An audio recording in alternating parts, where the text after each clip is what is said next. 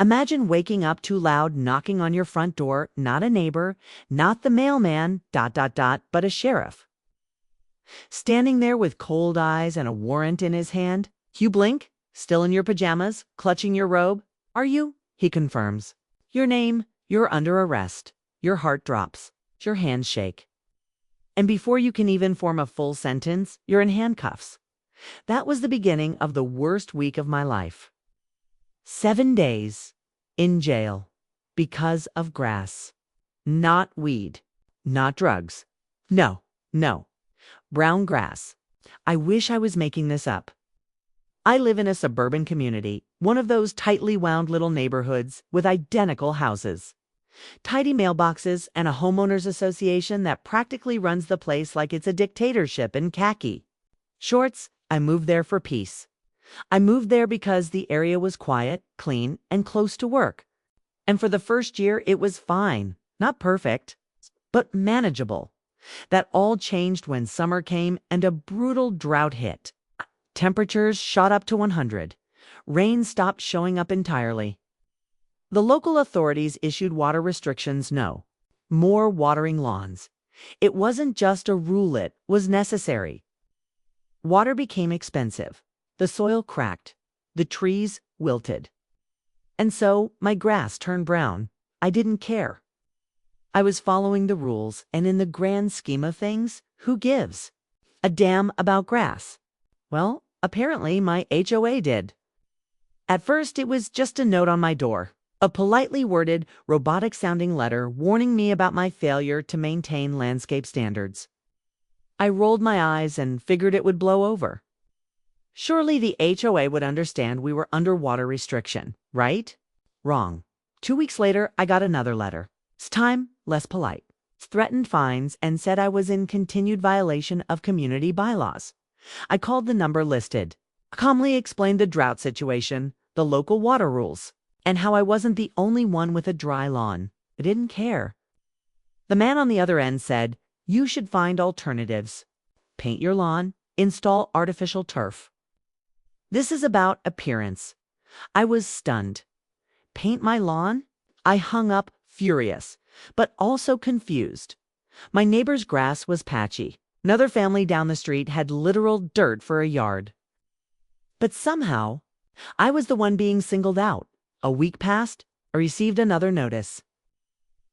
This one was even more threatening. It warned that if I didn't comply by a certain date, further legal action would be pursued.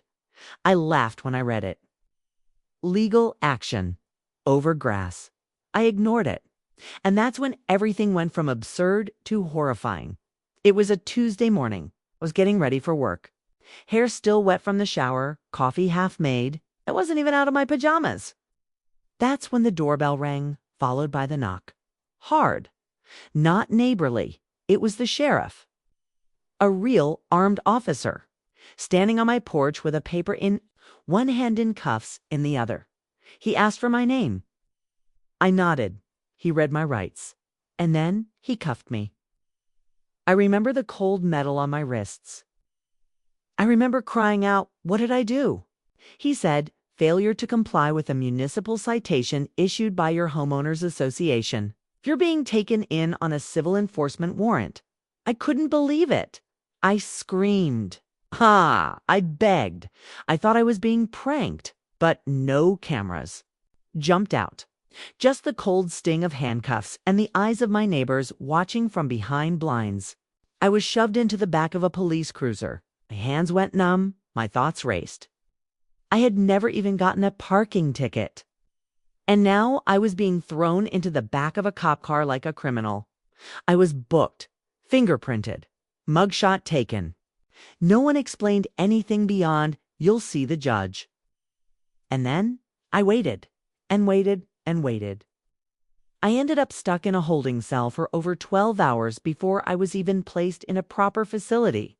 The room was concrete. The air smelled like bleach and despair. And I was in there with women who'd been arrested for fighting, for drugs, for theft. Me. I was the woman with the brown lawn. I didn't sleep the first night. I sat with my knees, pulled to my chest on that disgusting metal bench. The guards didn't care. One of them even laughed when he heard what I was in for. "Grass?" he asked, eyebrows raised. "You serious?" I was. Day 2 came and went. No lawyer. No call from the HOA. My phone had been confiscated. I didn't even know if anyone knew where I was. To my family, my job, what would they think? By day 3, I broke down, cried in a corner of the cell, sobbing quietly, ashamed and scared. I was afraid to eat, afraid to speak. I didn't belong there. On the 4th day, I finally got to speak with a public defender. She was kind but overworked. When I told her what happened, she blinked at me like I'd grown 2 heads. "You were arrested." "For brown grass," she repeated slowly. I nodded. She promised to look into it. But even that would take time. Meanwhile, back in the neighborhood, my cousin had started asking questions. She called around. Eventually, word got out. A local reporter even caught wind of it. "Woman jailed over HOA violation" became a headline. And that headline went viral.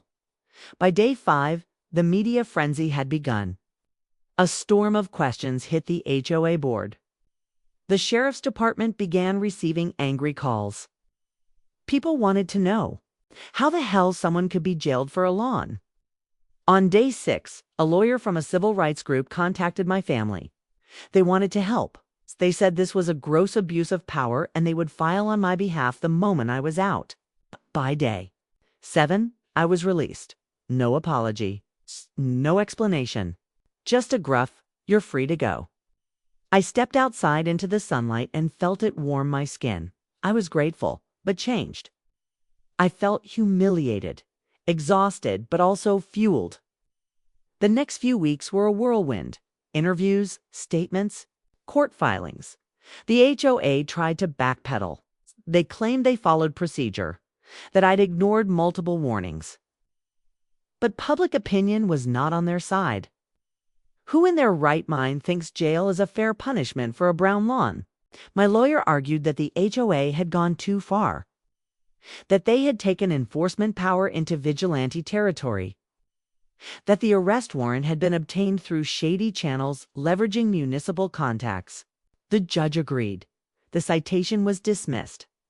My record was cleared, and the HOA was fined for their role in my unlawful detainment. Today, my grass is still brown, on purpose. I'm not watering anything. In fact, I tore out the lawn and planted desert-friendly shrubs and stones. The HOA fought it, but this time they lost. I now speak at community events about homeowners' rights.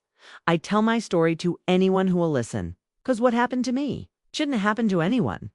I lost 7 days, 7 days of freedom, 7 days of dignity, all because of some overzealous HOA officer who thought a dry lawn was a criminal offense. But I gained something too. I gained my voice. I gained a platform. And I gained a deeper understanding of how fragile our rights can be when the wrong people get too much power. So, the next time someone says it's just the HOA, remind them of my story. Remind them that rules without reason are just control in disguise. And, most of all, remind them that no one should ever go to jail over grass.